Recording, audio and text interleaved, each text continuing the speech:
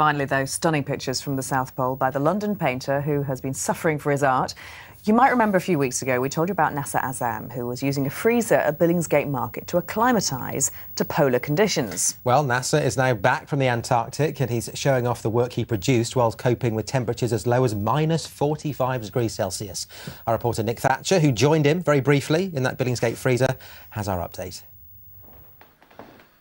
He's back from the bottom of the world, where he braved the extreme sub-zero temperatures and high winds of the Antarctic, all for his art.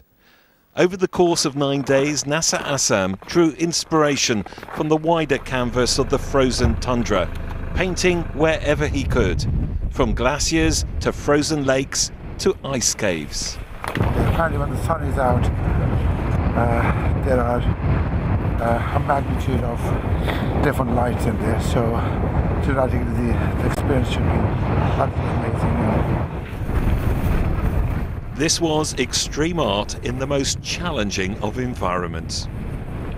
The range of temperatures and also the terrain would change,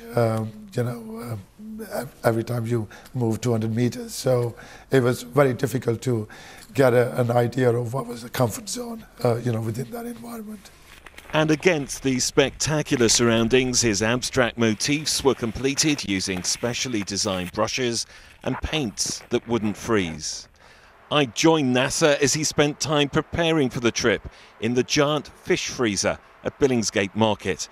It was here he tested his materials and acclimatised to the bitterly cold temperatures.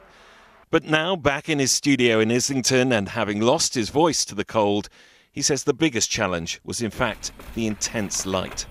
We had to wear the glasses because there was a danger of going snowblind, I think is the term.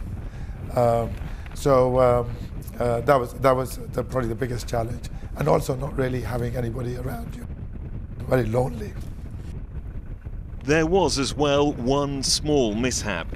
With the paintings left out overnight for the elements to contribute to the compositions, 4 of the canvases were lost to the wind.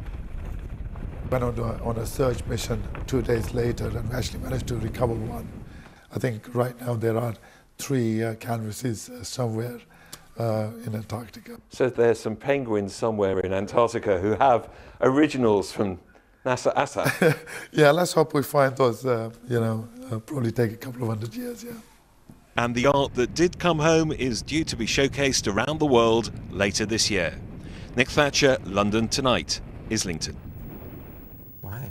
Now, I'm going to mount an expedition, because those missing paintings, those missing paintings, they go for like hundreds of thousands of pounds. We need to find them.